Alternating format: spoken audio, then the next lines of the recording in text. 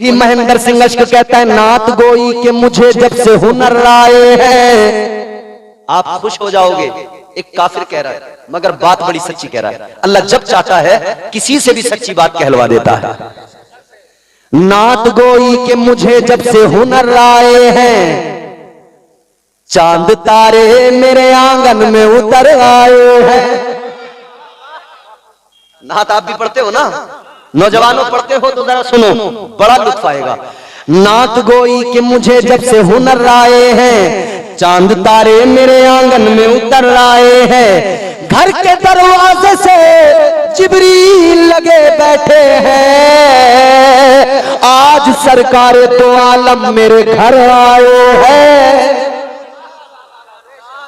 अपने तो अपने गैर भी बोलते हैं, गैर भी बोलते। अशोक कुमार साहिल क्या कहता है?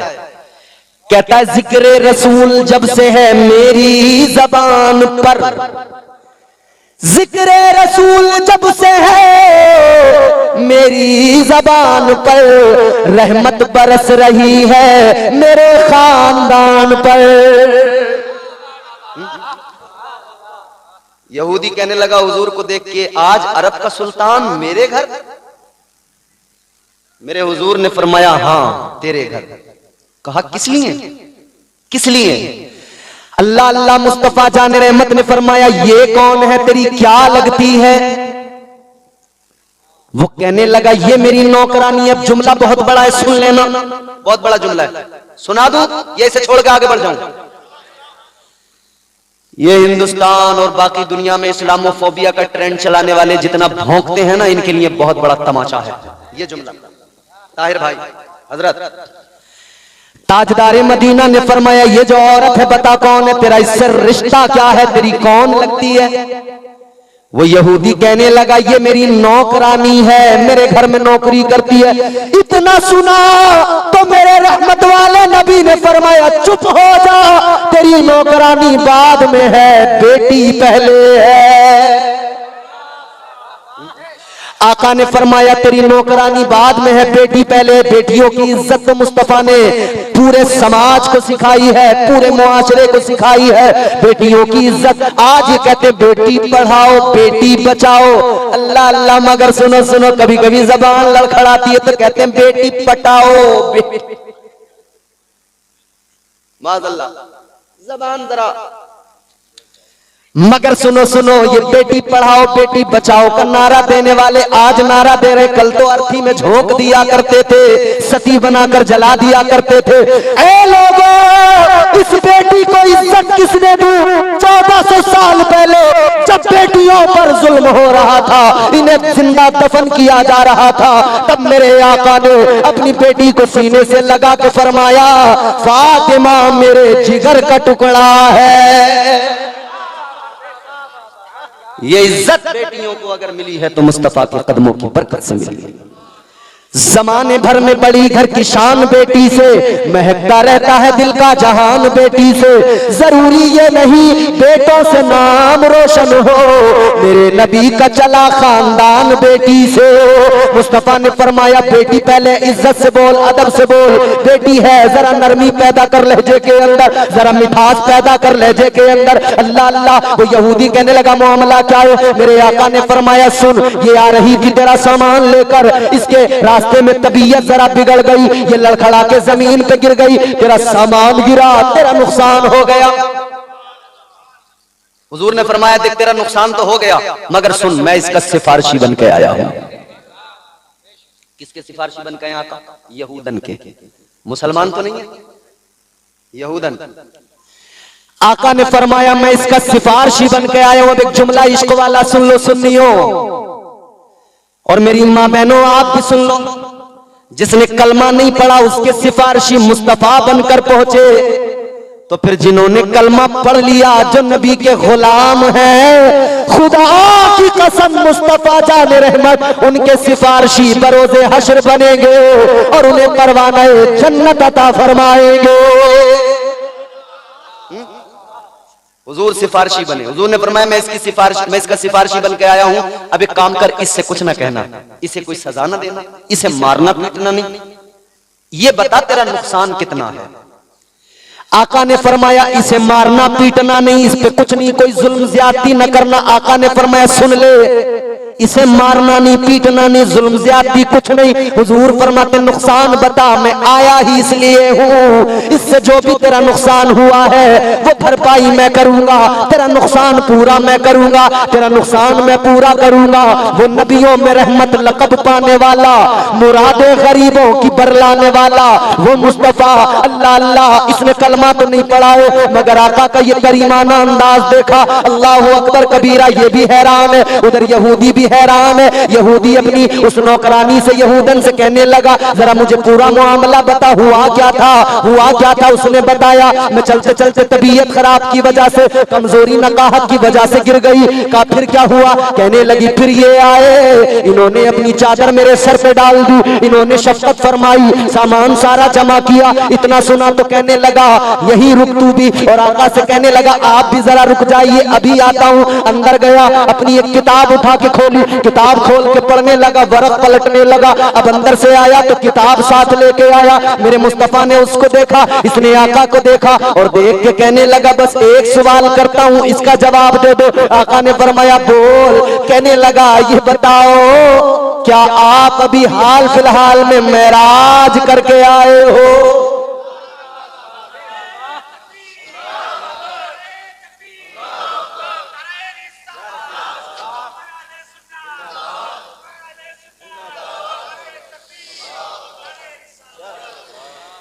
कहने लगा बस इतना बता दो, क्या मेराज करके आए हो, क्या मेराज पर गए थे? इतना सुना तो मेरे आका ने फरमाया हाँ हाँ मेराज को गया था, अल्लाह से मुलाकात करके आया हूँ, अल्लाह से मुलाकात करके आया हूँ, मेराज करके आया हूँ।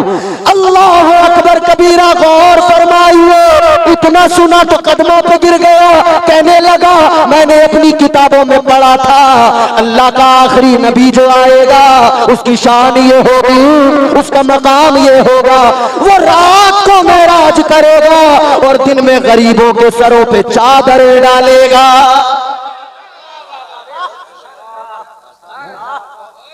वो है हमारे आका, वो है हमारे आका। कहता है मैं जान गया, मैं समझ गया, पहचान गया, अब देर न कीजिए, गुलाम बनाइए, कलमा पढ़ाइए। जोर से बोले। अभी ताहिर भाई ने आपको कलमा पढ़वाया था, ला इलाहा इल्लल्लाह पढ़ा था ना, ये कहता कलमा पढ़ाइए। हुजूर ने फरमाया ठीक है पढ़ाता हूं। अभी मेरे हुजूर इसको कलमा पढ़ाने वाले हैं मगर वो यहूदन वो औरत आई, आगे आई और आके उस यहूदी को पीछे धक्का देके हटाया। बोली ये कैसे हो सकता है? कहा क्या? यहूदी बोला तू कौन है मुझे रोकने वाली, मैं कलमा पढ़ूंगा। कहने लगी कलमा पढ़ने से नहीं रोकती, मगर सुन, इस पैगंबर को यहां तक लाने वाली मैं हूं, तो तू पहले कलमा कैसे पढ़ सकता है? पहले कलमा भी तो मैं ही पढ़ूंगी। कहती है लेकर मैं आई हूं, कलमा भी पहले मैं पढ़ूंगी, मैं लाई हूं, पहले कलमा मैं पढ़ूंगी, मैं पढ़ूंगी। ये बोला नहीं नहीं पहले मैं पढ़ूंगा, पहचान तो मैंने बताई है, पहचान तो किताबों में मैंने देखी थी। ये कहने लगा मैं पहले पढ़ूंगा, ये कहने लगी मैं पहले पढ़ूंगी। मगर मेरे आका ने फरमाया झगड़ते क्यों हो, लड़ते क्यों हो, दोनों आ जाओ और जरा सामने आके पढ़ो ला इलाहा इल्लल्लाह हो, ला इलाहा इल्लल्लाह, ला इलाहा इल्लल्लाह। जोर से पढ़िए ला इलाहा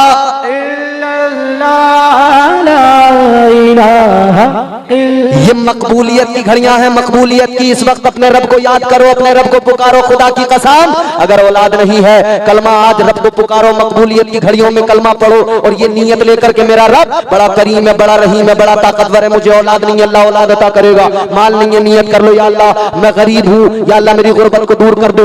नियतें दिल में रखो अच्छी, और अच्छी नियतों के साथ जरा जोर से पढ़ो ला इलाहा इल्लल्लाह हो, ला इलाहा इल्लल्लाह हो, ला इलाहा इल्लल्लाह हो, ला इलाहा इल्लल्लाह। फारान की की चोटी पे खड़े होकर मुस्तफा ने ऐलान किया, या अय्युहन्नास कूलू ला इलाहा इल्लल्लाह हो, ला इलाहा इल्लल्लाह, ला इलाहा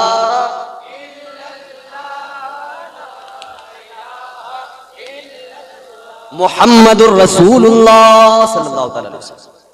आका ने फरमाया लड़ते क्यों, एक साथ कलमा पढ़ लो। एक साथ दोनों को कलमा पढ़ा दिया, दोनों ने कलमा पढ़ लिया। मगर अब वो यहूदी भी मुस्कुराने लगा, वो यहूदन भी मुस्कुराने लगी, वो भी खुश है, ये भी खुश। मेरे आका ने फरमाया इतना क्यों मुस्कुरा रहे हो, इतना क्यों ए भैया मेरी तरफ, और आप भी इतना क्यों मुस्कुरा रहे हो? तो आप कहो हम नबी का जिक्र सुन के मुस्कुरा रहे हैं। मुस्कुराना चाहिए हुजूर का जिक्र सुन। चेहरे तो उनके खराब होते हैं जिन्हें हुजूर के जिक्र से तकलीफ होती है, उनके चेहरे तो फौरन नबी का नाम सुनते सड़ जाते हैं। ऐसे सड़ गए दूर से जहां देखो देख के पता लग जाता है यही सड़ा हुआ आम है जो अब काला भी पड़ चुका है। और हम ऐसे लोगों के लिए बस ज्यादा कुछ नहीं कहते, इतना ही कहते अच्छा यहाँ पर अलग अलग पूरे मुल्क में है ना, अलग अलग बिरादरियां हैं। गैर मुस्लिमों में अगर बात करें तो कोई रस्तोगी है, कोई गुप्ता है, कोई तिवारी है, कोई चटर्जी है, कोई बैनर्जी है ना, अलग अलग। इसी तरह एक हमारे यूपी में एक बिरादरी होती है जिसे कहते हैं गिरधारी। क्या कहते हैं? आपके यहाँ होती है या नहीं होती मुझे नहीं पता। गैर मुस्लिमों में, बनिए लोगों में हमारे यहाँ एक बिरादरी होती है गिरधारी। गिरधारी ताहिर रज़ा रामपुरी साहब आप बड़े बड़े अच्छे शेर पढ़ते हैं, मैं आपको शेर सुना रहा हूँ, काफिया देखना और इंशाअल्लाह महसूस होंगे, इंशाअल्लाह महसूस होंगे। जाने इन लोगों में ये कौन सी बीमारी है जी। शेर सुनेंगे तो मजा आएगा इंशाअल्लाह। जाने इन लोगों में ये कौन सी बीमारी है जिनकी हर एक इबादत में रियाकारी है। चौथा मिसरा काफी का अगर हक अदा हो जाए। जाने इन लोगों में ये कौन सी बीमारी है जिनकी हर एक इबादत में रियाकारी है। अरे वो भी कर लेता है सरकार की मिदहत नजदू, तुझसे अच्छा तो मेरे गांव का गिरधारी है।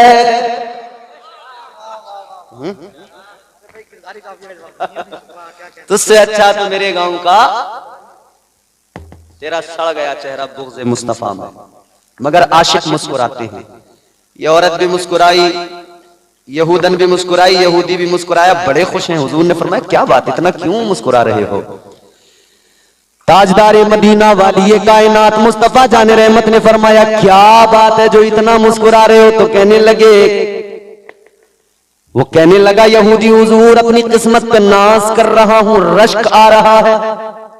मेरे हुजूर ने फरमाया मतलब? कहने लगा या रसूल अल्लाह अपनी किस्मत पे नाज है मुझे, फख्र है मुझे। कहने लगा आका अबू बकर सिद्दीक ने कलमा पढ़ा तो आपकी बारगाह में आकर कलमा पढ़ा, उमर फारूक आजम ने कलमा पढ़ा तो आपकी बारगाह में आकर कलमा पढ़ा, उस्मान ज़ुन्नूरैन ने कलमा पढ़ा आपकी बारगाह में आकर कलमा पढ़ा। या रसूल अल्लाह अली ने कलमा पढ़ा आपकी बारगाह में आकर पढ़ा, तमाम सहाबा ने कलमा पढ़ा आपकी बारगाह में आकर। मगर ताजदारे मदीना मैं अपनी किस्मत पर जितना नाज करूं कम हूं, मेरा मुकद्दर औज सुरैया पर है। सब कलमा पढ़ने आपकी बारगाह में जाते हैं और आप कलमा पढ़ाने खुद चल के मेरे घर में आए हैं।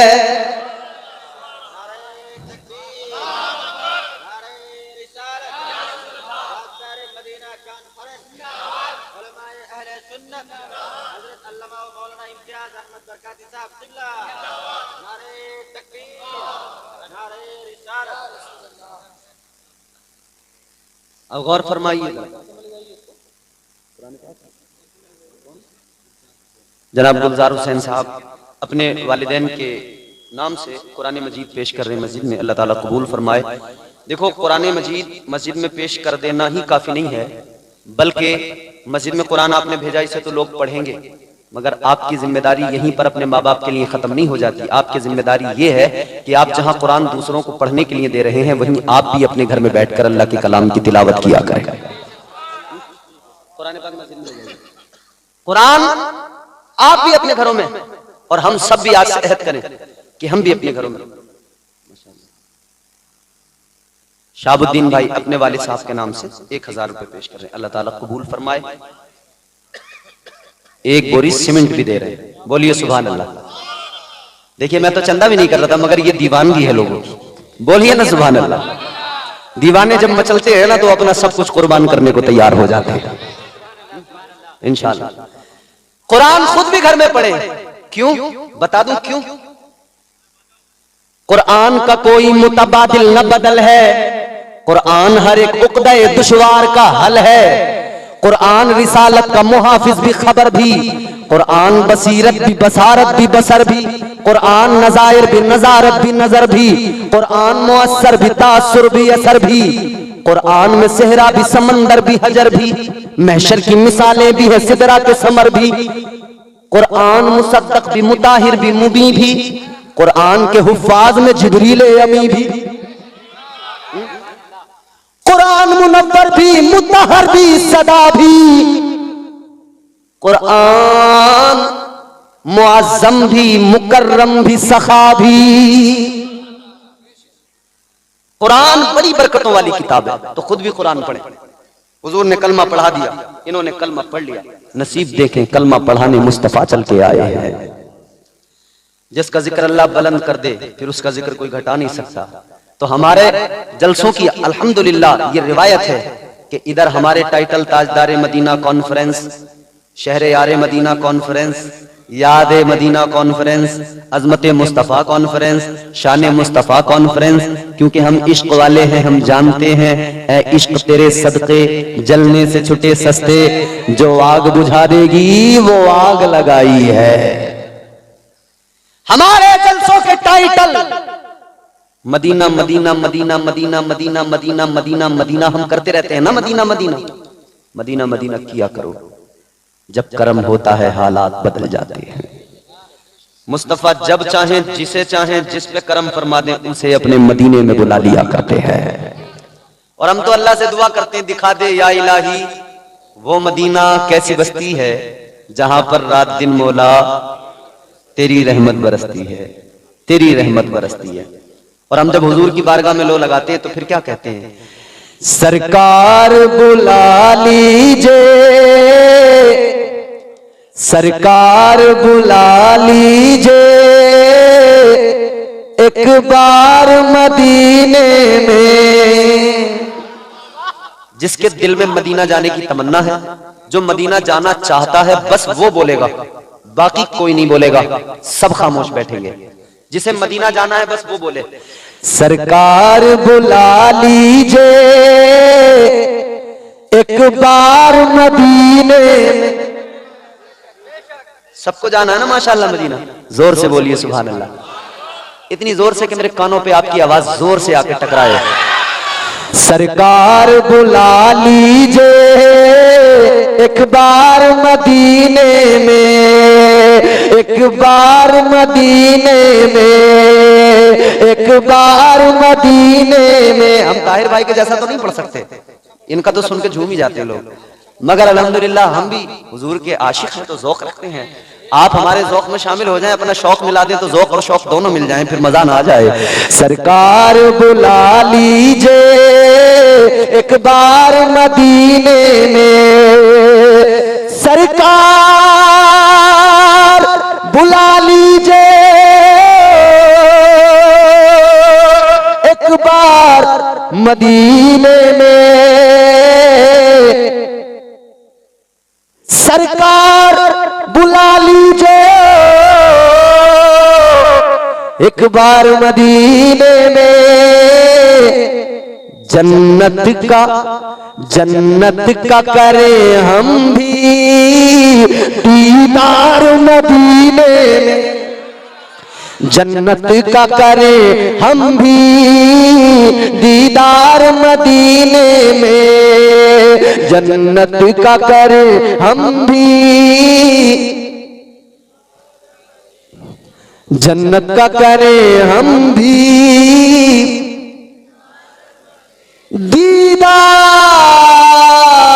आदम हाथ न लगाना, करीब न जाना। या अल्लाह मेरे लिए पैदा किया, फिर हाथ क्यों ना लगाऊं? जब मेरे लिए पैदा किया तो क्यों हाथ ना बढ़ाऊं? परवरदिगार आलम ने फरमाया आदम पैदा तो तुम्हारे लिए किया है, तुम्हारी ही पसली से पैदा किया है, मगर सुनो अभी हव्वा तुम पर हलाल नहीं है। अल्लाह ताला ने फरमाया हव्वा भी तुम पर हलाल नहीं। या अल्लाह कैसे हलाल होगी? अल्लाह ने फरमाया पहले मेहर अदा कर दो। या अल्लाह कैसे अदा करूं? मेरे पास क्या देना है? अल्लाह ने फरमाया आदम माल दौलत खजाना सोना चांदी नहीं देना। ऐ आदम हव्वा का महर ये कि तुम मेरे महबूब पे 10 मरतबा दुरूद पाक पढ़ दो, महर अदा हो जाएगा। सुभान अल्लाह सुभान अल्लाह, नारे तकबीर नारे रिसालत, मशरक़े आला हजरत फैज़ाने आला हजरत, माशाअल्लाह माशाअल्लाह। दुरूद पाक 10 मरतबा पढ़ दो, महर अदा हो जाएगा। अजीजों पता लगा बगैर मेहर के निकाह इम्पॉसिबल। ये निकाह का बहुत ही जरूरी हिस्सा। बगैर निकाह बगैर मेहर के औरत हलाल ही नहीं होगी। मगर हमारे यहां मेहर की बात आती है तो लड़के की औकात से ज्यादा मेहर उसके सर पे बांध दिए जाते हैं। और वो इसलिए कि 4 पहिया जो ले रहे हैं, अरे कि जो होगा देखा जाएगा। उस टाइम उस वक्त तो जोश जोश में आ रही है बोलेरो स्कॉर्पियो, बांध दो जितने बांधने। अब बाद में लड़के की हालत ये, बच्चों का हाल देखे या बीवी का वो लाखों रुपए का मेहर अदा करे। मगर नौजवानों याद रखना ये मेहर अदा करना जरूरी है। ये जो ख्याल है ना लोगों का कि बस आप माफ करवा लो, क्यों माफ करवा लो? तो कोई फकीर है, भिखारी है। तेरे अब्बा जब रिश्ता करने गए थे तो पूरे प्रधान बन के गए थे, यूं कह रहे थे मेरे लल्ला के तो 5-5 लाख कैश के रिश्ते आ रहे हैं। तो जब तक तू बड़ा अमीर कबीर आदमी था, अब क्यों माफ करवा रहा? जी जब बुलेट की जरूरत थी, जब जवाब में 2 लाख चाहिए थे तो तू बड़ा अमीर था, बिचौलिया भी 5 बीघे जमीन को सीधा 50 बीघा बता रहा था। और मेहर का नंबर आया तो मैंने माफ कर दो। याद रखना मेहर में माफी का कोई तसव्वुर नहीं। और तू होता कौन है तू जाके कहे कि जी माफ कर दो? ये औरत की मर्जी है। अगर उसके दिल में आ जाए, अगर वो खुद ही कह दे चलो मुझे नहीं चाहिए, वो अलग बात हो गई। वरना तू जाके कहे कि जी माफ कर दो, कोई माफी नहीं होती। तेरे कहने पर अगर माफ भी की औरत ने तो होती नहीं, माफ होते ही नहीं, देनी पड़ेगी। यहां अगर नहीं दिए तो कब्र में हिसाब भी होगा, हश्र में हिसाब भी होगा। जर्रा जर्रा हश्र में कांटे पे तोला जाएगा, किबरिया के सामने हरगिज़ न बोला जाएगा। मेहर मुआफ नहीं होते, हक है औरत का उसको दे। और फिर देने के बाद ऐसा भी कोई चक्कर नहीं है कि अगले दिन कह रहे हैं उधर पैसे दे दिए, वो जरूरत पड़ लेगी। तेरा हक ही नहीं रहा उन पैसों पर। वो मालिक है उन पैसों की, चाहे तो अपने पास रखे, चाहे तो खर्च कर दे, चाहे तो वो जेवर बनवा ले, चाहे तो वो जो चाहे करे, उसकी मर्जी है, वो मालिक है। तो मेरे बुजुर्गों इतना जरूर याद रखना, अपने बच्चों को आखिरत के वबाल से बचाना है तो आज उनका मेहर इतना रखवाओ ताकि वो आसानी से अदा कर सके, वो उन पे बाकी न रह जाए, वो उनकी जान पे बोझ न रह जाए। सुभान अल्लाह, नारे तकबीर नारे रिसालत, मसलके आला हजरत फैज़ाने आला हजरत, माशाअल्लाह माशाअल्लाह। अब मैंने आपको पहली चीज बता दी, मेहर जरूर है। आगे बढ़िए। निकाह के अंदर, अच्छा पूरी शादी में निकाह, मगर हमने अपने इलाके में देखा और भी दीगर इलाकों में, कुछ इलाकों में मुख्तलिफ पाया, कुछ इलाकों में अपने यहां जैसा देखा। हमारे यहाँ जब लड़का दूल्हा बनेगा छोटी सेहरे का ऐलान हो जाएगा, मस्जिद से इमाम साहब ऐलान कर देंगे, या अगर घर पे ही अपनी एटरिया पे माइक रखा है तो वहीं से ऐलान होगा। सुबह को होगा कासिम भाई का चोटी सेहरा शुरू हो गया है, गांव की तमाम औरतें आ जाएं, हो गया ऐलान। चोटी सेहरे में दुनिया भर की औरत मौजूद, दुनिया भर का मर्द मौजूद। 1.5 घंटे तक फोटो हार लाए,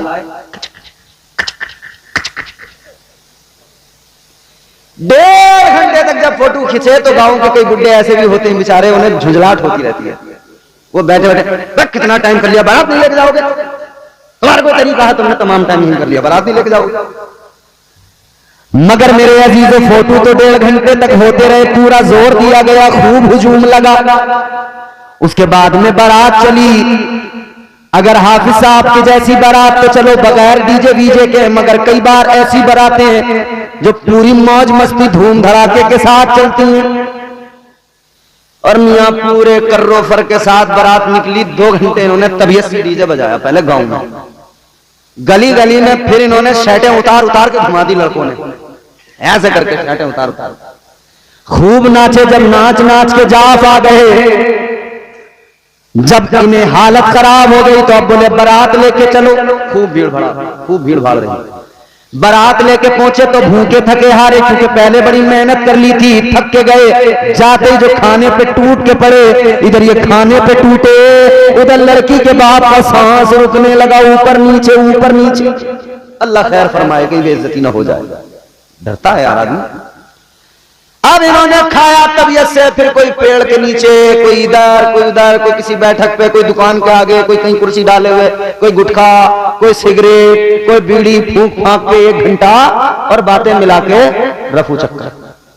कोई अपनी बुलेट से आया, कोई अपनी ट्रॉली लेके आया, कोई अपना कार लेके आया। भाई इन्होंने खाया पिया और कोल्ड ड्रिंक पी और सिगरेटें उड़ाई, धुएं निकाले, और बाद में सबके सब रफू चक्कर। अब रह गए 10 आदमी निकाह के लिए। अबे निकाह के चक्कर में तो ये सारा कुछ तुमने किया था, तो जो असली चीज थी उसे छोड़ के सब भाग गए। भाई आप किसी के इंतकाल में जाते हैं तो मतलब क्या होता है कि नमाज जनाजा में हमें पहुंचना, यही तो होता। नमाज जनाजा में पहुंचने का मतलब कि हम जाकर नमाज जनाजा पढ़ेंगे, मरहूम के लिए दुआए मगफिरत करेंगे। अगर दुआए मगफिरत कर ली, नमाज जनाजा पढ़ ली, दिल को तसल्ली हो गई, हम उसकी तदफीन में शरीक। मैंने मिसाल दुआ करा।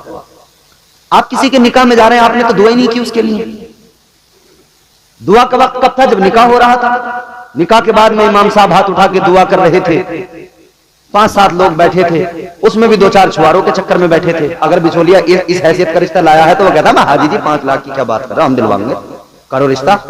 तो फिर सहम जाता है कि अच्छा कहां है। जैसे इसके दिल को खुशी मिली ना कि मामला सही है, बोले कहां है। अब बिचौलिया यहां से झूठ बोलना शुरू करेगा, पहले ही शुरुआत झूठ से। बिचौलिया कह रहा लड़की ऐसी है, देखते ही भूख भाग जाएगी। और जब देखने पहुंचे तो कई लोग ऐसे भी मामलात होते हैं कि उनकी वाकई भूख ही भाग जाती है। 2-3 दिन उनसे खाया ही जो नहीं जाता। अरे बोले बड़ा झूठा आदमी कहां ले। और बिचौलिया तो बसते टांगे हुए, अभी तुमने देखे कहां खूंखार वाले बिचौलिया। ये तो अभी कपड़ों वालों से वास्ता पड़ा है, एक जोड़ी कपड़े, थोड़ा सा नाश्ता, थोड़ा सा खाना, बस बेचारे इसी में खुश हैं हमारे वाले। तो वो झोला टांगे हुए जो बिचौलिया चल रहे हैं डायरी लेके। एक बिचौलिया मुझे आजमगढ़ में मिला, मुझे रिसीव करने आया आजमगढ़। अब रास्ते में लोग आते हैं तो उनसे दुआ सलाम होने के बाद में मालूम ही कर लेते हैं साहब क्या नाम है, क्या काम है। मैं बोला जनाब आपका नाम, उन्होंने नाम बताया। मैंने कहा आप क्या करते हैं? बोला मैं रिश्ते कराता हूं। तो मैंने कहा ये तो रिश्ते आप कराते हैं, अच्छी बात है, काम क्या है? बोले यही काम है मेरा। अब मैं थोड़ा सा हैरान भी हुआ, मुझे इंटरेस्ट भी आया कि इनसे जरा तफसील मालूम करूं। तो मैंने कहा कैसे, क्या तरीका? बोले ये रही डायरी, इसमें लड़के वाले आते हैं तो उनकी पूरी जानकारी नोट कर लेता हूं, लड़की वाले आते हैं तो उनकी पूरी लिख लेता हूं, फिर जिसका जिससे मेल मिलता देखता हूं उसी का मेल मिलाता हूं। मैंने कहा इसमें तुम्हारा चार्ज क्या? बोले अगर जिले के अंदर है तो 5000, जिले के बाहर है तो 10,000। जिले की बाउंड्री क्रॉस हुई 10,000। मैंने कहा यार कितने रिश्ते करा देते हो महीने में? बोले मैं तो तीसरे चौथे दिन एक ना एक रिश्ता कराई देता हूं। मैंने कहा तेरा कारोबार बड़ा अच्छा चल रहा है, तेरे काम पे तो ना कोई जीएसटी है ना टैक्स है, कुछ भी नहीं है, दनादन कमा रहा है तू तो। और नाश्ते अलग मार रहा, मुर्गे अलग उधेड़ लिया, बड़ा बढ़िया कारोबार है। अच्छा, कुछ लोग बिचौलियों से उकताए तो उन्होंने फिर अपने लिए बिचौलिया का काम इंटरनेट से लिया, वहां पे वेबसाइटें बन गई मैरिज के लिए, marriage.com, मैरिज ब्यूरो बन गए, बड़े बड़े दफ्तर खुल गए शहरों में। लेकिन मसला यह है, कराइए अच्छा काम है, एक दूसरे के साथ एक दूसरे को जोड़ना अच्छा काम है, रिश्ते कराइए जरूरी है। मगर बिचौलियों, एक बात याद रखना, झूठ बोल के रिश्ते न कराना। आज अगर तुमने झूठ बोल कर रिश्ता कराया तो झूठ की बुनियाद पे होने वाला रिश्ता हमेशा दिक्कतें आएंगी, परेशानियां, कल सारे राज खुलते चले जाएंगे, हकीकतों से पर्दे उठते चले जाएंगे। फिर नतीजा ये होगा, जो आपस में रिश्तेदार बने, रिश्तेदार में होनी चाहिए मोहब्बत, मगर इनके अंदर मोहब्बत जरा भी नहीं। एक दूसरे को ऐसे देख रहे हैं जैसे कटरा दूसरे कटरे को देखता है। देखा ना, कटरा दूसरे को मन्या को देखता है। झूठ की बुनियाद पर रिश्ते न कराया करो, न किया करो। अच्छा, मैंने जब आपको ये बात बताई कि साहब बुलेट और 4 लाख और 5 लाख, तो तमाम लोग इस पर तो पूरा जोर दे रहे हैं कि लड़के वाले ऐसा करते हैं साहब, लड़के वाले ऐसा करते हैं। मगर ये जो यूं सर डाल के हाथ जोड़ के मजलूम बने टहलते हैं ना लड़की वाले, ये भी कुछ कम नहीं है। इनके हालात भी नाज़िम खलीली साहब ऐसे हैं, जब रिश्ता करने का इरादा करेंगे ना बेटी का, तो ये भी कोई शरीफ आदमी से थोड़ी मिलना चाह रहे हैं, किसी से भले आदमी से। इन्हें भी अपना रिश्ता बेटी का करने के लिए कोई बड़ा अमीर कबीर आदमी चाहिए, सरकारी नौकर चाहिए। अगर इन्हें नेक शरीफ नमाजी लड़का बता दो तो उसे तो नजरों में नहीं लाते, खातिर में नहीं लाते, कहते साहब हम ऐसी जगह रिश्ता करेंगे। तो फिर ये गया बड़े अमीर कबीर आदमी के पास, तो हाथी के पास जाएगा तो टक्कर तो झेलनी पड़ेगी, इतने गन्ने देने पड़ेंगे एक बार में, खुराक तो ज्यादा है ये हाथी। तू गए क्यों था हाथी के पास? अब रो रहा हाथी के पास जाके कहां से खिलाऊं इतना, अब तो तुझे खिलाना पड़ेगा। बेटी का रिश्ता करने गया तो ख्याल ये बहुत बड़ा मालदार मिल जाए, सरकारी नौकर मिल जाए, थोड़ी बहुत कमी भी होगी तो कहेंगे कोई बात नहीं, ऐसा तो होता रहता है थोड़ा बहुत। शरीफ आदमी नेक हो, गरीब आदमी चाहे जितना शरीफ जितना नेक, उसमें ऐब नजर आते हैं, और मालदार में चाहे जितने ऐब हो वो बड़ा साफ नजर आता है। जिनके आंगन में अमीरी का शजर लगता है, ये अलमिया है। जिनके आंगन में अमीरी का शजर लगता है, उनका हर ऐब जमाने को हुनर लगता है। अब तुमने इतने बड़े आदमी से रिश्ता किया, दीनदार तो तुमने देखा नहीं, लड़की वाले सब सुन लें, दीनदार देखते तो दीनदारी की वजह से मामलात अच्छे रहते। अब दीनदार नहीं देखा तो दिक्कतें आ रही हैं, बार बार डिमांड बढ़ती जा रही है, हर मौके पर उसे चाहिए और खूब चाहिए। दीनदार आदमी देखते तो वो हरगिज ऐसा नहीं करता, दीनदार कभी ऐसा नहीं करता। अजीजाने गिरामील कद्र, आका का फरमान है, दीनदारी की बुनियाद पर रिश्ते किया करो, दीनदारी की बुनियाद पर अपने रिश्ते जोड़ा करो। मगर हमारा हाल ये, हमने दीनदारी को साइड कर दिया। अजीजों जरा गौर करो, अब जरा जहन करीब करो, फिर वही मेरे साथ सफर करो। निकाह मर्द का औरत के साथ, ये निजामे कुदरत है, ये निजामे परवरदिगार है।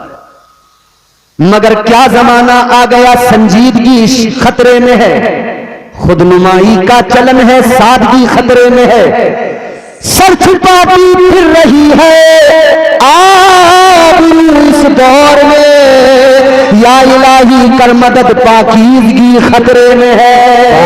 नारे तकबीर, नारे रिसालत, नारे हैदरी, नारे गौसियत, मसलके आला हजरत, फैज़ाने आला हजरत, फैज़ाने हुजूर गौसे आज़म, फैज़ाने औलिया इकराम माशाअल्लाह। तो निकाह जो होता है, शादी जो होती है ना मर्द की औरत के साथ, मगर अब दुनिया की बेवकूफी और दुनिया में इस अहद में बदतमीजी अपने उरूज को पहुंची। अब औरत औरत से शादी कर रही है, मर्द मर्द से शादी कर रहा है। अल्लाह रहम फरमाए। ये जान लें अच्छी तरह से, ये आखिरी जमाना है, कयामत अब दूर नहीं है, बहुत करीब है। पक्का इल्म तो अल्लाह और उसका रसूल जाने, मगर इतना जरूर है, हालात ये हैं कि अब कयामत बहुत दूर नहीं है। नए नए फितने आ रहे हैं, नई नई चीजें हो रही हैं, तमाम अलामात, तमाम निशानियां तकरीबन पूरी हो गई। बस वो बड़ी बड़ी जो निशानियां हैं, दज्जाल का आना, याजूज माजूज, ये जो चीजें हैं बड़ी निशानियां, ये बाकी हैं। बस वो पता नहीं कब ये सब पूरी हो गई। हालात ये हो गए, मर्द मर्द से, औरत औरत से। एक जगह तो 4 बच्चों की मां भाग गई, किसी मर्द के साथ नहीं, औरत के साथ भागी। सोचें आप, हम कहां हैं इस वक्त, क्या क्या हो रहा है। और ये मैं तुम्हें कोई गैर मुस्लिमों की बात नहीं बता रहा, ये वाली जो बताई है मैंने, 4 बच्चों की मां जो भागी, ये मुसलमानों में भागी। अल्लाह रहम फरमाए, हम सब की अल्लाह हिफाजत फरमाए, हमारी नस्लों की अल्लाह हिफाजत फरमाए। अल्लाह ताला ने मिजाज दे दिया रोज़े अज़ल, पहला इंसान बनाकर, उनके बाद में पहले मर्द हजरत आदम को बनाकर दूसरा इंसान जो बनाया वो औरत को बनाया, हजरत हव्वा को अल्लाह ने पैदा फरमाया। अब यहां पर एक चीज और आपकी खिदमत में अर्ज कर दूं, अल्लाह ने हजरत आदम को पैदा किया, दूल्हा भी नाजिम है और नाजिम भी नाजिम है, नकीब भी नाजिम है, इधर नाजिम है इधर भी नाजिम है, दोनों तरफ नाजिम है। एक शादी जो हुई है उसमें दूल्हा है, एक स्टेज के दूल्हा है। आज के जलसे में अजीजा ने गिरामी उल कद्र गौर फरमाइए, अल्लाह ताला ने हजरत हव्वा को पैदा फरमाया कहां? जवाब जन्नत में। बोलो कहां? जोर से बोलो। जन्नत में। जितने लोग थक गए हैं वो जोर से बोले हैं, मतलब थके नहीं है, अभी नहीं थके ना। और कैसे थक सकते हैं यार, हुजूर का जिक्र है। बेशक बेशक, हुजूर के जिक्र में भी कभी कोई आशिक थक सकता है, कुरान सुनकर भी कोई थक सकता है, अल्लाह रसूल की महफिल में भी कोई थक सकता है नहीं ना। तो जोर से बोलिए ना सुभान अल्लाह, सुभान अल्लाह। हाथ उठा के कहिए ना या रसूल अल्लाह। हुजूर को पुकारते रहिए, हुजूर को पुकारने से खुदा की कसम नाम भी चलेगा, काम भी चलेगा इंशाअल्लाह। बेशक बेशक। और हम इसीलिए कहते हैं तेरे नाम के सहारे, तेरे नाम के सहारे, तेरे नाम के सहारे मेरा नाम चल रहा है, तेरे नाम के सहारे, तेरे नाम के सहारे, तेरे नाम के सहारे मेरा नाम चल रहा है, तेरे नाम के सहारे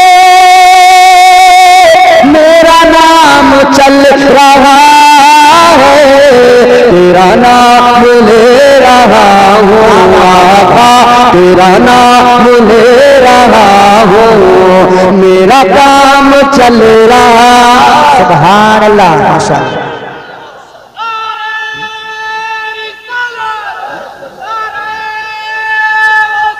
या सलाम शेर यारे इरम ताजदारे हरम, नो बहारे शफाअत पे लाखों सलाम।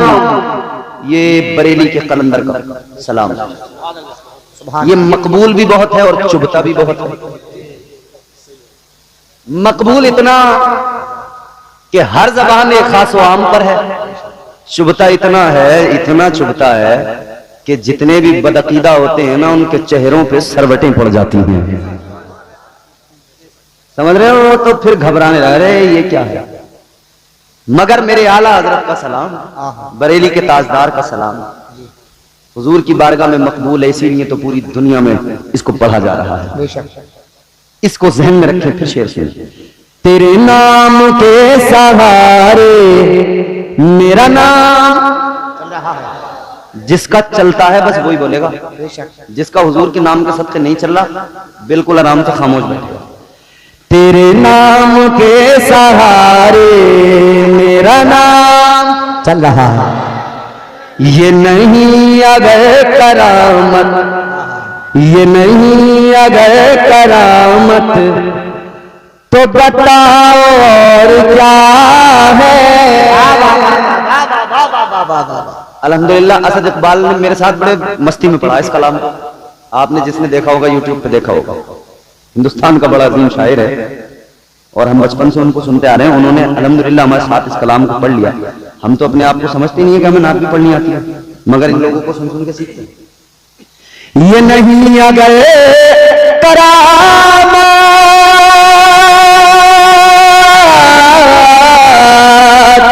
ये नहीं अगर करामत तो बताओ और क्या है। जहां जाओ आला हज़रत, जहां जाओ आला हज़रत, जहां जाओ आला हज़रत का सलाम चल रहा। नारे तकबीर, नारे रिसालत, नारे हैदरी, नारे गौसियत, मसलके आला हजरत, फैजाने आला हजरत, सलामे आला हजरत, कलामे आला हजरत, फतावे आला हजरत, सवाने आला हजरत। जिंदाबाद जिंदाबाद। जहां जाओ आला हज़रत, जहां जाओ आला हज़रत का सलाम चल रहा है। अल्हम्दुलिल्लाह हमारा हुजूर के जिक्र के सदके नाम काम समझो। जब हम अल्लाह और उसके रसूल का जिक्र सुनते हैं तो दिल को आराम आता है, क्योंकि अल्लाह का खुद कुरान में ऐलान है, दिल का इत्मीनान सुकून, सुकून कल्ब अगर चाहिए तो करना क्या है, काम एक है। परवरदिगारे आलम खालिक कायनात रब्बे लम यज़ल व ला यज़ाल ने कुरान मजीद में फरमाया, अला बिज़िक्रिल्लाहि तत्मइन्नुल कुलूब। अल्लाह ने फरमाया दिलों को सुकून जो मिलता है तो अल्लाह के जिक्र से मिलता है। बेशक बेशक बेशक। ये जो सुभान अल्लाह बार बार बोल रहे हो, अल्लाह की पाकी ऐलान कर रहे हो, याद रखना दिल को भी सुकून मिलेगा और जिंदगी भी प्यारी खुशगवार हो जाएगी। सुभान अल्लाह सुभान अल्लाह सुभान अल्लाह। तो अल्लाह ताला ने औरत को बनाकर मिजाज दिया कि औरत को मर्द के साथ ही रहना है और मर्द औरत एक साथ रहेंगे, तभी इंसानियत को फरोग मिलेगा, तभी जो है वो सिलसिला इंसानियत आगे बढ़ेगा। मगर अजीजो अल्लाह ने औरत को जन्नत में पैदा किया, क्यों? मुफस्सिरीन इकराम फरमाते हैं औरत को पैदा अल्लाह ने जन्नत में किया, कई वजूहात हैं। दो वजह आपके सामने रखता हूं, फिर आगे दो तीन बातें और करके गुफ्तगू को खत्म करता हूं। मोहब्बत से बोलिए सुभान अल्लाह सुभान अल्लाह। मुफस्सिरीन इकराम फरमाते हैं अल्लाह ताला ने औरत को जन्नत में इसलिए पैदा फरमाया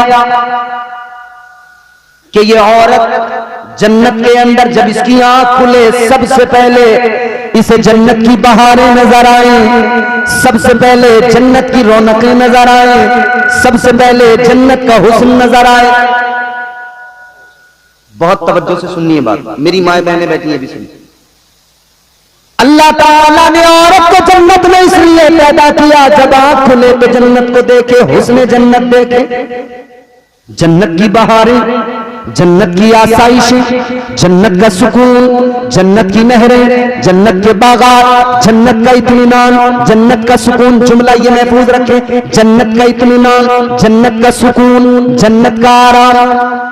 अल्लाह ताला ने औरत को जन्नत में पैदा किया। अल्लाह, और ये जुमला सुनो और दिलों में महफूज करो। अल्लाह ताला ने औरत को जन्नत में पैदा करके मिजाज दिया, ए औरत जन्नत का सुकून आराम देख ले, क्योंकि तुझे दुनिया में जाना है, अपना एक घर बसाना है। आज जन्नत का सुकून और आराम देख कर जा, ताकि जब तू अपना घर बनाए तेरे घर में भी इतना ही सुकून और आराम हो। दुनिया में जब तू जमीन पे अपना घर बसाए तो अपने घर को जन्नत का नमूना बना देना। सुभान अल्लाह। नारे तकबीर, नारे रिसालत, मसलके आला हजरत, फैजाने आला हजरत। जिंदाबाद जिंदाबाद। माशाअल्लाह। खेत में बगले देखे हैं तुमने? पानी चलाते हुए गर्मी में बगले आते हैं खेत में, बगले के पीछे एक और बगला आया तो बगला फौरन उड़ के देखता है। समझाना नहीं पड़ेगा इसके आगे। गौर फरमाइए, अब दूसरी वजह भी सुन लीजिए तो बात क्लियर हो गई कि जन्नत में औरत को पैदा किया। आराम से बैठो, तुम्हारे लिए जब कह दिया तुम्हारा जो भी है रास्ते का खर्च तुम्हें दे दिया जाएगा, अब डिस्टर्ब करोगे ना बेटा फिर अच्छा नहीं होगा। गौर फरमाइए क्या मिजाज दिया अल्लाह ने कि औरत घर में अपने घर में जब अपने घर को बसाए तो जन्नत का नमूना, जन्नत का। ये अलग बात है कि आजकल हमारे घरों की हालत ये है कि इतनी हाय हाय है कि लगता ही नहीं कि ये घर जन्नत का नमूना है। मियां बीवी में इतनी लड़ाई है, उनमें आपस में खुद नहीं बन रही है। बीवी भी हाथ धो के मियां के पीछे पड़ी है और मियां भी, और मियां तो बेचारा कई मामलों में ऐसा मजलूम, उधर अम्मा बहने भाई वो इसे जो है आर लगा रहे हैं, जो पहने में आर लगी रहती है, एक आर इधर से ये मारते हैं, ये कुत्ता हुआ बीवी के पास, एक उधर से वो लगाती है, ये बीच में पिछड़ा बैलेंस बनाते बनाते इसका बैलेंस बिगड़ गया। अम्मा कह रही है जोरू का गुलाम हो गया, भैया कह रहे हैं कि हमारा भैया बड़ा अच्छा था मगर जब से ये आई है ना ये नागिन है, नागिन ये इसने तो छीन लिया हमारे भैया को। और वो कह रही है तुम्हें तो अपनी अम्मा की और अपनी बहनों की भैयों की फिक्र है, मुझे मेरी थोड़ी फिक्र है तुम्हें, तुम तो अपनी अम्मा की सिखाए में हो, तुम्हारा घर में होने देंगी तुम्हारी बहनें। अब ये अगर बहनों की सुने तो अम्मा कह रही कोर्चा कर दिया, कोर्चा कमा की नहीं दे रही है जब से बिया हुआ है इसका, अलग कर दिया है इकट्ठा, सास ससुरों को दे दिया आपने, उन पे इकट्ठे कर दिया है। अम्मा कह रही मुझे तो रखने को भी न देता, पहले तो रखने को दे दिया करता था। अल्लाह ने मिजाज दिया घर को जन्नत का नमूना बनाओ, तो ये सिर्फ एक घर की किसी बीवी के लिए नहीं है, तमाम औरतें, क्योंकि सास भी पहले बहू थी ना, सास भी पहले, तो उसका भी घर इसका भी घर, तो दोनों को मिलकर इसे जन्नत का नमूना बनाना है। एक बनाएगी दूसरी नहीं बनाएगी तो बात बनेगी नहीं। अच्छा एक बात, अब दूसरी बात, दूसरी वजह जन्नत में क्यों पैदा किया गया औरत को। अल्लाह ताला ने औरत को जन्नत में पैदा करके मिजाज दिया कि औरत जन्नत में जरा आंखें खोल के देख ले, तुझे जन्नत में हूरें नजर आएंगी, हूरों का सजना संवरना, हूरों का हुस्न नजर आएगा। और हूरों के हुस्न की बात अगर आती है ना तो सुनो हुजूर, जोर से जरा दिल लगा के बोलो सुभान अल्लाह, सुभान अल्लाह। तो मैंने क्या अर्ज किया, अल्लाह ताला ने औरत को जन्नत में पैदा करके मिजाज दिया। दूसरी वजह, अल्लाह ने औरत को जन्नत में पैदा किया कि वो जन्नत के अंदर जब आंख खोले तो उसे जन्नत में हूरें नजर आए। हूरों का हुस्न क्या है अजीजों, फरमाया गया एक बार इंसान को मौत आती है, कितनी बार? एक मर्तबा, एक मर्तबा मौत आती है, मगर समझाने के लिए, आसान करके ताकि लोग समझ जाएं, समझाने के लिए मेरे आका ने फरमाया अगर बंदे को 2 बार मौत आनी तो एक ही बार है, मगर समझाने के लिए, अगर 2 बार मौत आती तो दूसरी बार उस वक्त आती जब वो जन्नत में पहली मर्तबा अपनी आंखों से किसी जन्नत की हूर को देखता, उसका हुस्न देखता, ये बर्दाश्त नहीं कर पाता, ऐसा हुस्न है जन्नत की हूरों का, ये हुस्न है, आपके तसव्वुर से परे है वो खूबसूरती। मगर सुनो अल्लाह ताला ने जन्नत के अंदर हूरों को रखा है। अच्छा जब हम ये वाली बात करते हैं ना तो कई चोटीधारी टन टनाटन वाले वो जो है अंगुष्ठ नुमाई करते हैं। अब तो इन्होंने एक फिल्म बना दी 72 हूर। हम इनसे कहते हैं कि 72 हूरों पे फिल्म बनाने वाले बेगैर तो कभी वो जो अप्सराओं का जिक्र है 300 अप्सराओं का, उन पे भी कभी कोई फिल्म बनाओ। तुम्हें बड़ा शौक है ना, अबे भाई तो इस्लाम पे उंगली बाद में उठाना, पहले दूसरे मजाहिब पढ़ के देख। वहां भी स्वर्ग और नर्क की जब बात होती है ना तो वो स्वर्ग का जिक्र करते हुए वो भी कहते हैं कि साहब वहां पे अप्सराएं मिलेंगी। तेरी अप्सराएं सही, इस्लाम में हूरों का नाम सुनते तेरे मिर्ची लग जाती है, क्योंकि अल्लाह ने हूरों को इतना खूबसूरत बनाया, तेरे जैसे नापाकों के लिए नहीं है। अल्हम्दुलिल्लाह हम पाक ईमान वालों के लिए अल्लाह ने हूरों को बनाया है। तो हूरें बड़ी खूबसूरत, अल्लाह ने औरत को जन्नत में पैदा करके मिजाज दिया। औरत जब तेरी आंख खुलेगी तुझे हूरें नजर आएंगी। मिजाज दिया परवरदिगार ने कि तू जन्नत की हूरों को देख ले, उनका हुस्न देख ले। ऐ औरत जन्नत की हूरों को देख ले, उनके हुस्न को देख ले। फिर जब तू दुनिया में जाएगी, अपना घर बसाएगी, इधर इनका सजना संवरना खूबसूरत बन के रहना तूने देखा है।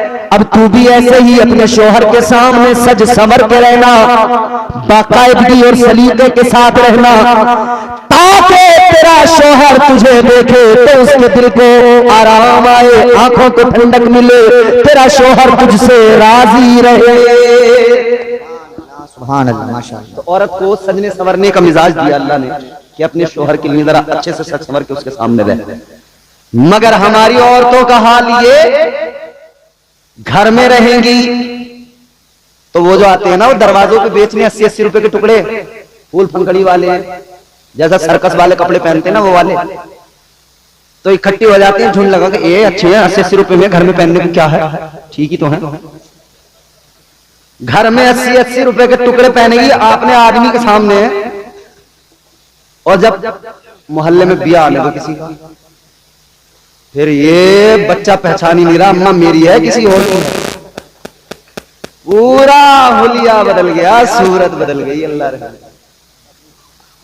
आदमी पहचानता बस, क्योंकि वो भी सूरत से नहीं हरकतों से पहचानता। याद रखना मेरे अजीजों, मोहल्ले में शादी आ गई, अच्छा इसने घर में सूट पहले से जो कीमती है ना वो इसीलिए लिए, कह रही है कि आने जाने के लिए है, और वो फटे पुराने फटीचर से वो लिए घर में पहनने के लिए। मतलब क्या, अच्छे वाले आने जाने के लिए और ये बेकार वाले शोहर को जलाने के लिए।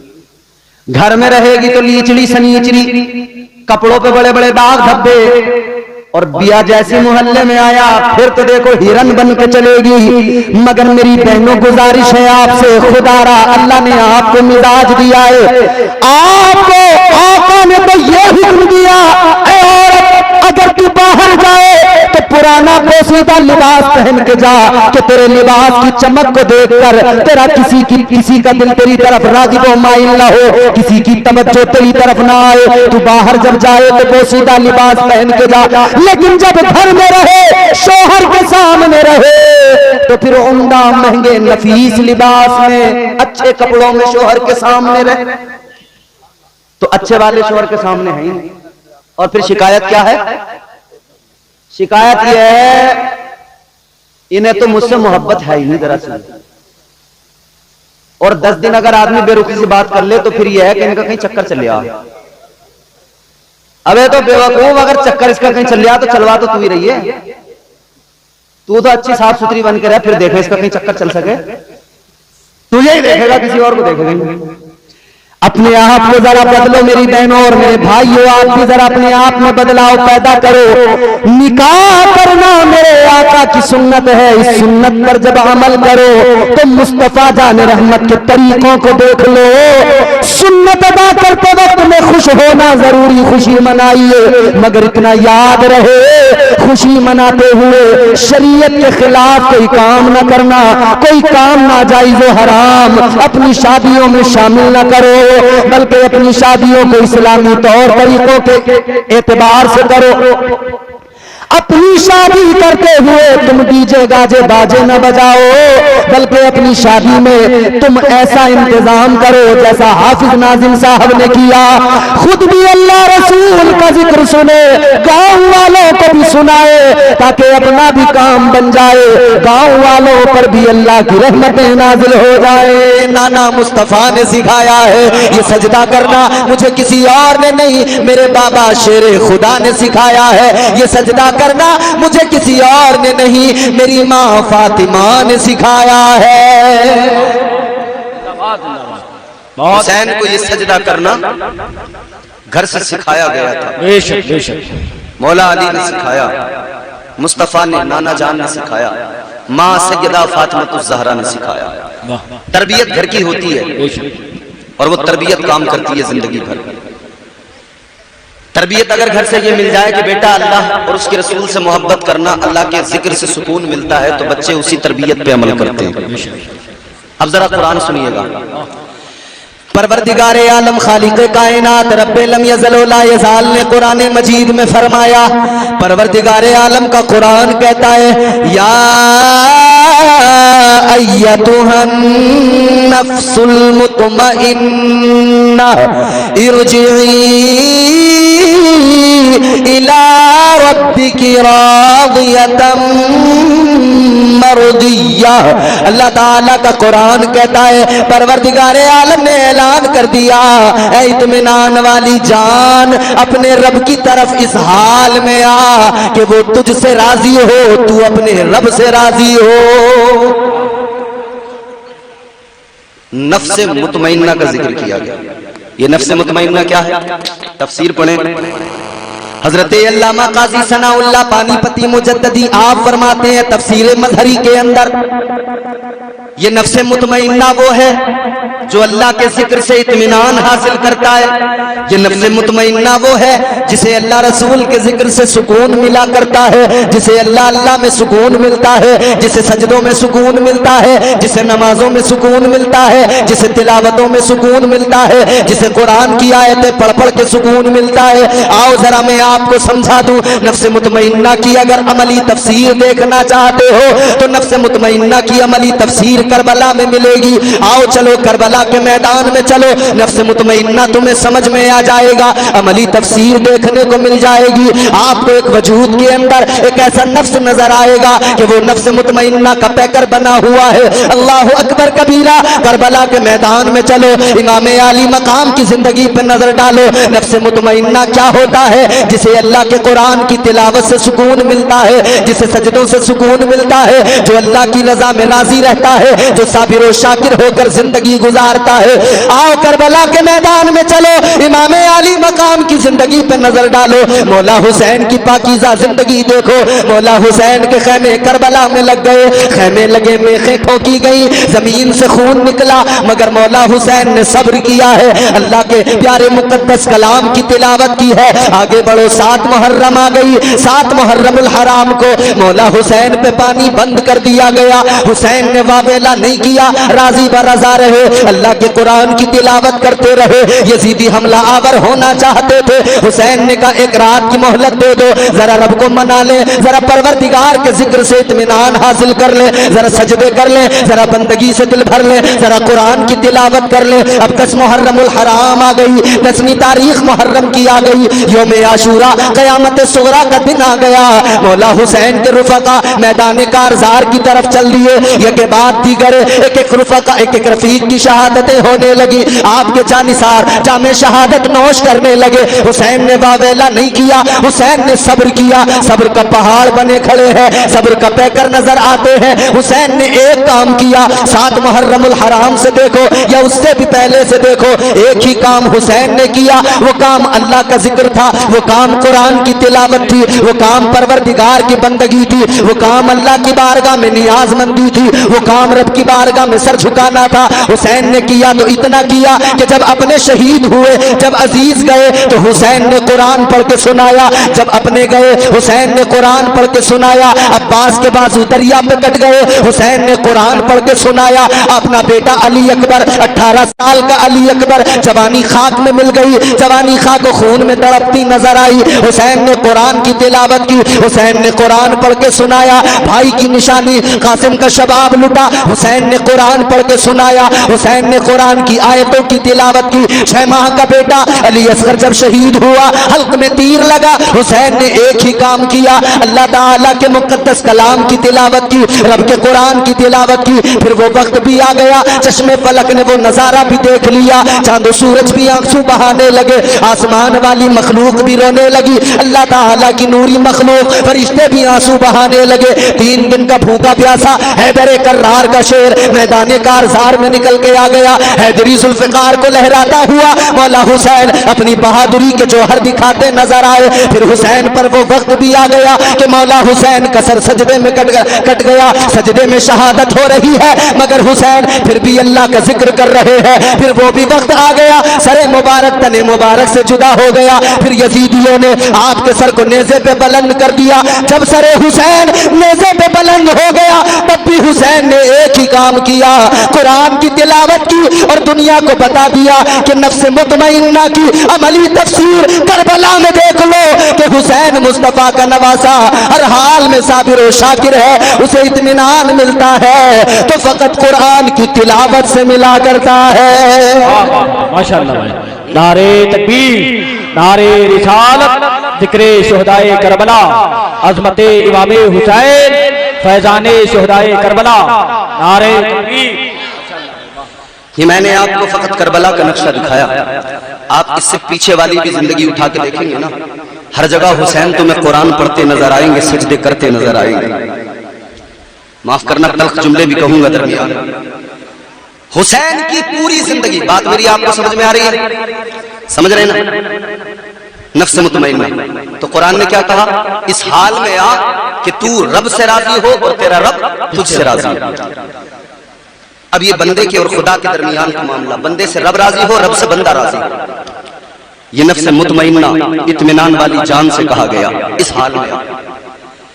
ऐ मेरे अजीजों, मुझे जरा बताओ, आज हम अपनी जिंदगियों पे नजर डालें तो कितने लोग ऐसे हैं जो ये दावा कर सकते हैं कि हम दुनिया से इस हाल में जाएंगे कि हमारा रब हमसे राजी होगा, हम अपने रब से राजी होंगे। और बंदे का रब से राजी होना तो बनता है, बंदा अगर रब से राजी ना होगा तो फिर कितना बड़ा नाशुक्रा होगा। अल्लाह ताला ने हजारों लाखों करोड़ों नेमतें अता की है। अल्लाह ताला का कितना बड़ा एहसान, उसने जिंदगी अता की, ये उसने कितना बड़ा एहसान किया। उसने इंसान बनाया, अशरफुल मखलूकात का खिताब दिया, ये उसने कितना बड़ा एहसान किया। वो चाहता तो बंदर बना देता, वो चाहता तो कीड़ा बना देता, वो चाहता तो कोई और मखलूक में पैदा कर देता। उसका करम तो देखो, उसने इंसान बना दिया, अशरफ बना दिया। उससे भी बड़ा करम देखो, मुझे और आपको इंसान बनाने के साथ में साहिब ईमान बनाया है, मोमिन बनाया है। और उससे भी बड़ा करम देखो कि मुझे और आपको परवरदिगार ने अपने महबूब का उम्मती बना दिया है। ताजदारे मदीना की उम्मत है हम,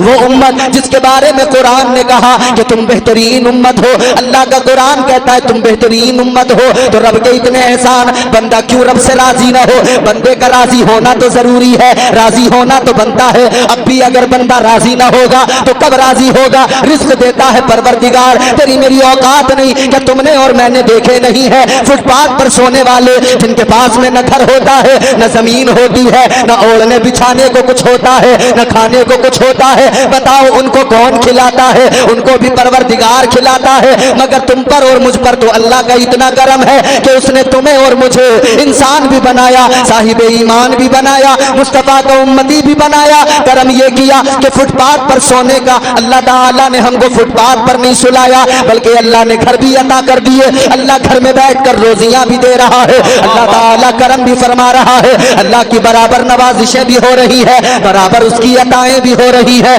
बराबर उसका फजल भी हम पर है। ऐ लोगों, ये तो रब का अपने बंदों से प्यार है, ये तो परवरदिगार की अपने बंदों से मोहब्बत है, ये तो अल्लाह ताला का अपने बंदों से परवरदिगार का प्यार और मोहब्बत का मामला है। तो बंदे को तो राजी होना लाजिम है, बंदे को तो रब से राजी होना बनता है। मगर सुनो सुनो, मजा तो उस वक्त जिंदगी का आता है जब परवरदिगार राजी हो जाए, जब अल्लाह राजी हो जाए। अब इसको समझना है तो फिर आओ तुम्हें मैदान करबला लेके चलता हूँ। चलो करबला के रेगिस्तान में चलो, करबला के तपते हुए सहरा में चलो। हजरत अब्दुल्ला इब्ने उमैर कल भी शहीद हुए, हजरत हबीब इब्ने मज़ाहिर शहीद हुए, और भी दीगर रुफ़क़ा शहीद हुए, आपके बच्चे भी शहीद हुए, और मोहम्मद भी शहीद हुए।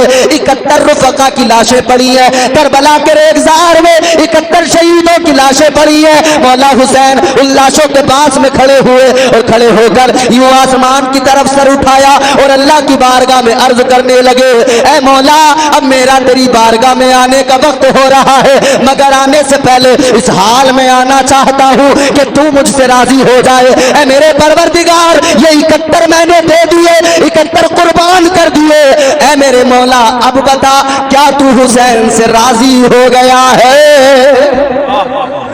जिंदाबाद।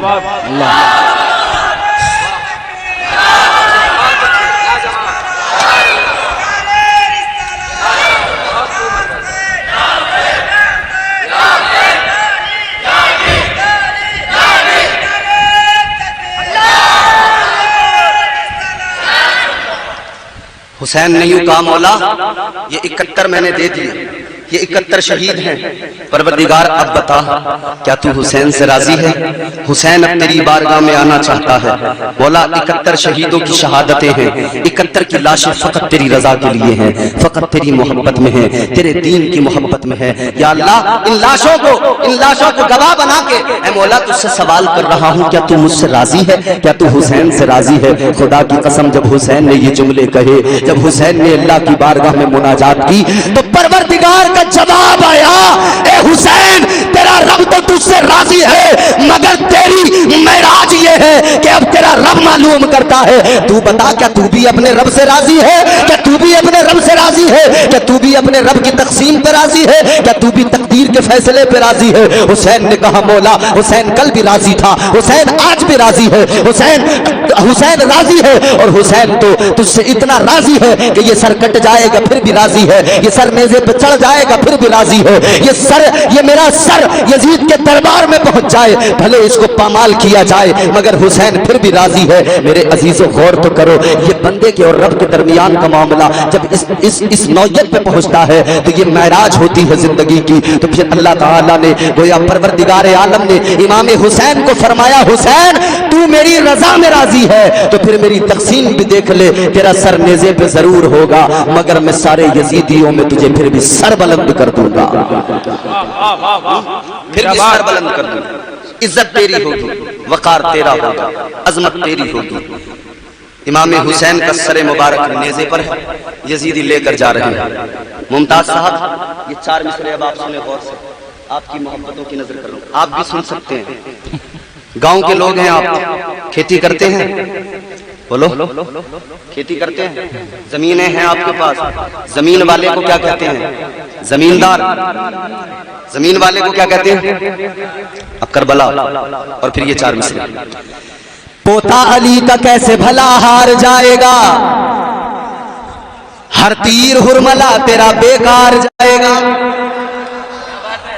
पोता अली का कैसे भला हार जाएगा, हर तीर हुरमला तेरा बेकार जाएगा। पैदल चलेगी सारी रियाया यजीद की, नेज़े पे करबला का जमींदार जाएगा।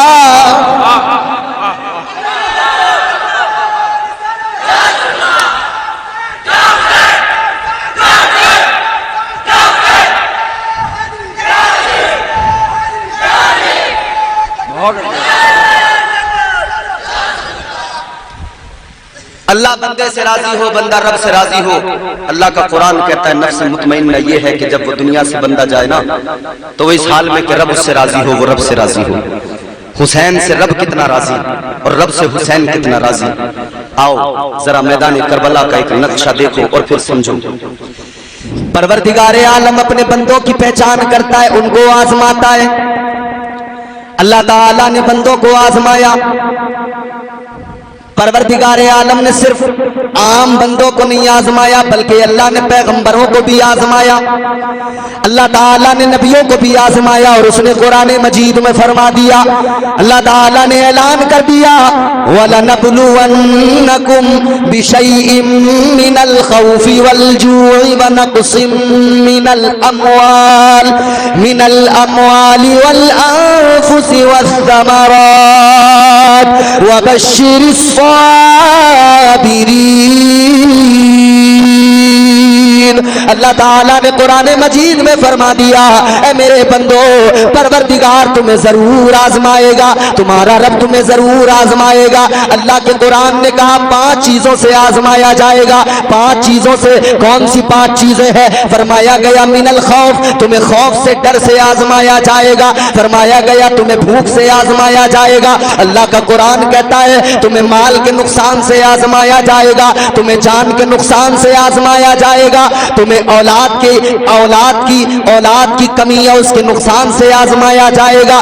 5 इम्तिहान अल्लाह ताला ने मुकर्रर कर दिए। अल्लाह ने बंदों को बता दिया 5 इम्तिहान होंगे, 5 तरह से आजमाया जाएगा। स्कूलों में पढ़ने वाले बच्चे, कॉलेज यूनिवर्सिटीज में पढ़ने वाले बच्चे जानते हैं उनके कई सारे सब्जेक्ट हुआ करते हैं। अगर कोई हाई स्कूल के अंदर है 5-6 सब्जेक्ट्स होते हैं, 5-6 इम्तिहान होते हैं, 5-6 पर्चे होते हैं, उनकी तैयारी करनी होती है, वो इम्तिहान दिए जाते हैं। अगर कामयाब हो गया तो फिर इनाम मिला करता है। इसी तरह से आगे बढ़ते चले जाओ, कोई इंटर करे या कोई ग्रेजुएशन करे, पोस्ट ग्रेजुएशन करे तो उसको इम्तिहानात में बैठना पड़ेगा, उसको पर्चे उसके सामने आएंगे, इम्तिहान होंगे, हल करने पड़ेंगे पर्चे। है मेरे अजीजों, अल्लाह ताला ने भी 5 इम्तिहान बंदों के लिए मुकर्रर कर दिए। मगर रब का करम तो देखो, जब 5 इम्तिहान इधर स्कूल वाले लेते हैं तो पर्चे में क्या आएगा ये पहले से बताया नहीं जाता है। तैयारी पूरी किताब की करनी पड़ती है, पता नहीं होता सवाल कौन सा आ जाए।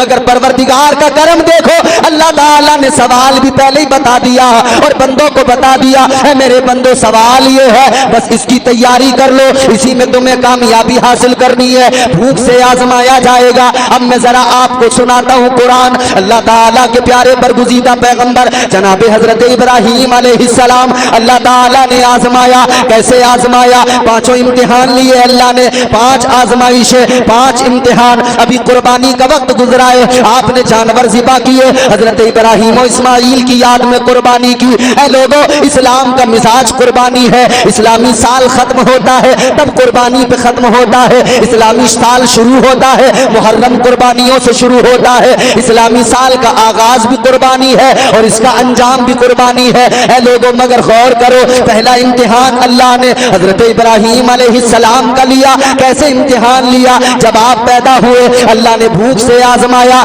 इधर नमरूद है, और सुनो नमरूद कैसा बादशाह, कोई मामूली छोटा मोटा बादशाह नहीं था, एक मुल्क का बादशाह नहीं था। फरमाया गया पूरी कायनात, पूरी रूए जमीन पे हुकूमत किया करता था। पूरी कायनात पे हुकूमत करने वाला बादशाह, अपने आप को अना रब्बुकुमुल आला कहने वाला, अपने आप को खुदा कहलवाने वाला वो नमरूद है। उसने खुदाई का दावा कर दिया। मगर सुनो मेरे अजीजों, जो अल्लाह की बारगाह में अकड़ता है अल्लाह ताला उसे जलील कर दिया करता है, परवरदिगार उसे रुसवा कर दिया करता है। जो अल्लाह के मुकाबले में आता है परवरदिगार आलम उसे रुसवा कर दिया करता है। पूरी दुनिया पर हुकूमत करने वाला, अपने आप को सबसे बड़ा रब कहने वाला, लेकिन अल्लाह ने जब उसकी औकात दिखाई तो एक लंगड़ा मच्छर उसकी नाक के रास्ते दिमाग में घुस गया, दिमाग को खाने लगा।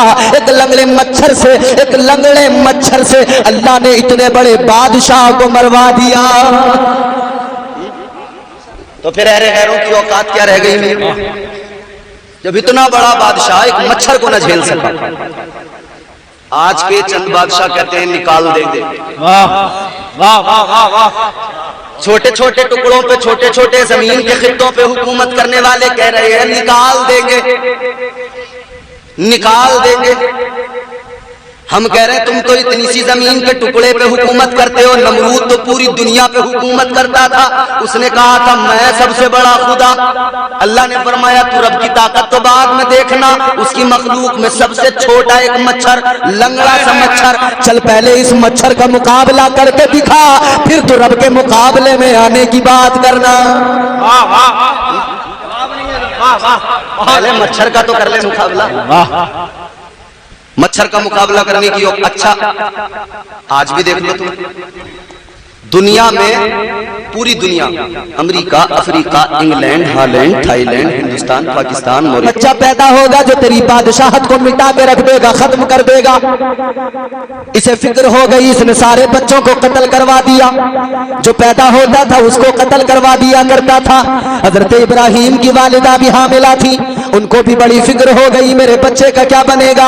आप घर से निकली, जब विलादत का वक्त आया अल्लाह ताला ने हिफाजत की हजरत इब्राहिम की। जब विलादत का वक्त आया आप घर से निकल गई, आप एक गार के अंदर पहाड़ में चली गई। पहाड़ की गार में जाकर आप जब पहुंची तो वहां पर पैगंबर खुदा हजरत इब्राहिम की विलादत हो गई। आप दुनिया में तशरीफ ले आए, हजरत इब्राहिम पैदा हो गए, मगर अल्लाह ने पैदा होते ही आजमाया, भूख से आजमाया। माँ को खौफ ये भी था, डर ये भी था, अगर किसी को पता लग गया तो फिरौन ये नमरूद मेरे बच्चे को कत्ल कर देगा। आपने गार के अंदर अपने बच्चे को छोड़ दिया, हजरत इब्राहिम को छोड़ दिया, गार के दहाने पे पत्थर लगाया, बंद कर दिया, अपने घर को आ गई। एक दिन गुजर गया, दूसरा दिन गुजर गया, तीसरा दिन गुजर गया। माँ तो माँ होती है, माँ तड़प गई, माँ बेकरार हो गई, माँ को फिक्र लगी है मेरे बच्चे का क्या हाल हुआ होगा, मेरे बच्चे पे क्या गुजर रही होगी। अम्मा इसी फिक्र में घर से निकली है, चलो बच्चे को चल के देखूं। दिल तो कह रहा था बच्चा तो मर गया होगा, दिमाग तो कह रहा था 3 रोज हो गए, न माँ का दूध मिला न कुछ मिला, तो बच्चा तो मर गया होगा, न कोई देखने वाला है न कोई दूध पिलाने वाला है, बच्चे का क्या बनेगा। लेकिन माँ तो माँ है, तसल्ली के लिए तड़प कर चली गई। उसी गार के अंदर पहुंची, गार के दहाने से पत्थर हटाया, अंदर जाके देखा, माँ हैरान रह गई। अल्लाह के पैगंबर इम्तिहान में कामयाब हो गए थे, अल्लाह ने करम फरमा दिया। आपकी माँ ने देखा आप अपना अंगूठा चूस रहे हैं और उस अंगूठे के अंदर से दूध भी जारी है और शहद भी निकल रहा है। अल्लाह ने भूख से आजमाया। चलो दूसरी आजमाइश, वो क्या है? अल्लाह ताला ने दूसरी आजमाइश खौफ से आजमाया, डर से आजमाया। कभी कभी हमारी भी आजमाइश होती है, फंस जाते हैं, बहुत डर लगता है, ऐसा लगता है अब बच नहीं पाएंगे, ऐसा लगता है मुश्किल बहुत बड़ी हो गई है, अब निकलना पॉसिबल नहीं है। मगर याद रखना, मुश्किलें चाहे जितनी बड़ी आ जाए, अल्लाह की जात पे भरोसा करते रहना। वो परवरदिगार आलम मुश्किलों को आसान करने वाला, उसने फरमा दिया इन्ना माल उस्री युसरा। परवरदिगार ने ऐलान कर दिया मुश्किलों से घबराना नहीं, इसलिए कि मुश्किल जितनी बड़ी क्यों ना हो, मुश्किलों को खत्म करने वाला और परेशानियों को आसानियों में बदलने वाला तुम्हारा परवरदिगार है। सुभान अल्लाह, सुभान अल्लाह। बोलो अल्लाह न चाहे तो मुश्किलें खत्म हो सकती हैं, अल्लाह न चाहे उसका करम शामिल ना हो, उसकी रहमतें शामिल ना हो तो ये परेशानियां खत्म हो सकती हैं नहीं, ये फकत अल्लाह का करम है। इश्क़ हकीकी की बात करता हूं मैं लोगों, इश्क़ मजाजी से निकलो, अपने रब से अपना ताल्लुक मजबूत करो। किसी को दुनिया में किसी से मोहब्बत हो जाती है, वो कहता है मैं इसके बगैर नहीं रह पाऊंगा। किसी से किसी को मोहब्बत हो गई, प्यार हो गया, वो कहने लगा इसके बगैर जिंदा नहीं रह पाऊंगा। अच्छा चलो बिल्कुल आसान करके बताओ, नौजवान बैठे, किसी से मोहब्बत हो जाए, इसने सारा घर सर पे उठा लिया, अब्बा को भी परेशान कर रखा है, अम्मा को भी परेशान कर रखा है। कहता वहीं से शादी करा दो वरना जहर खा लूंगा। कहता उसके बगैर नहीं रह सकता हूं, मगर मुझे बताओ जब इसकी शादी करा दी जाती है, ये कहता था इसके बगैर नहीं रह पाऊंगा। जब तक शादी नहीं हुई थी सारी सारी रात फोन पे गुजार दिया करता था, पूरी पूरी रात बातें। ये तो आप भी देख रहे हो ना, सर्दी का मौसम हो तो लिहाज के अंदर अम्मा समझी सो गया, ये अंदर गुटर गूं बराबर कर रहा है। और गर्मी का मौसम हो तो सब छत पे सोएंगे तो ये नीचे सोएगा, कहेगा मुझे शबनम से तबीयत खराब हो जाती है। और सब नीचे पंखा चला के सोए तो ये छत पे जाके सोएगा, कहेगा नीचे गर्मी बहुत ज्यादा है, छत पे सोऊंगा। क्योंकि ऐसा करनी है गुटर गूं। बहुत अच्छा है, सही कह रहे हैं, बिल्कुल सही। कहता दिल नहीं लगता, बात नहीं करूं तो रहा नहीं जाता, सारी रात गुजार दी। इससे पूछो तूने रात भर में बात क्या की, पूरी रात जो गुजारी तो किया क्या उसने। अच्छा किसी का रिश्ता हो जाए, 4 दिन नहीं होते मियां नंबर पहले वहां पहुंच जाता है। हाँ, तय नहीं होने के बाद जैसे रिश्ता हुआ, बातचीत हुई, नंबर उधर का इधर आ गया, इधर का उधर चला गया।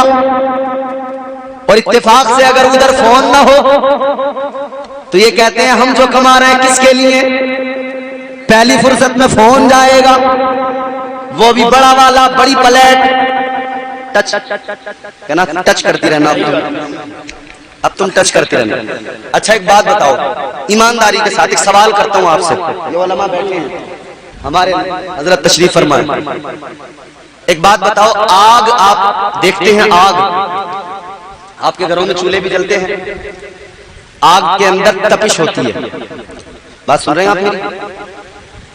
आग के अंदर बोलो बोलो बोलो, गर्मी, तपिश, आग जलाओ उसके बराबर, बड़े तवज्जो से सुनना ये बात, आग रोशन करो उसके बराबर में मक्खन रख दो, मक्खन, बताओ पिघलेगा या नहीं? बोलो बोलो, पिघलेगा? आग के बराबर में मक्खन रखो, बताओ पिघलेगा या नहीं? अच्छा कोई इंसान आग रोशन करे उसके बराबर में मक्खन रख दे, फिर मक्खन से कहे पिघलना नहीं है, पिघलना नहीं है, पिघलना नहीं है। ये बड़ा वाला मोबाइल छोटे बच्चों के लिए आग का शोला है, आग के शोले से कम नहीं है। ये तुम्हारी मेरी बेटियों के लिए, लड़कियों के लिए, बहनों के लिए आग के शोले से कम नहीं है। अब मुझे बताओ, इधर आग जलाकर मक्खन रखो, फिर कोई कहे पिघलना नहीं है, पिघलना नहीं है, पिघलना नहीं है। छोटे बच्चे को बड़ा मोबाइल देकर बिल्कुल इसी तरह कोई बिगड़ना नहीं है, बिगड़ना नहीं है, बिगड़ना नहीं है। तो याद रखना, जैसे मक्खन जरूर पिघलेगा वैसे ही बेटा जरूर पिघलेगा। क्या बात, बेशक हो ही नहीं सकता। आग का अंगारा हाथ में रखा हो फिर कह रहे जलाना नहीं, जलाना नहीं, हो सकता है? आग का काम है जलाना,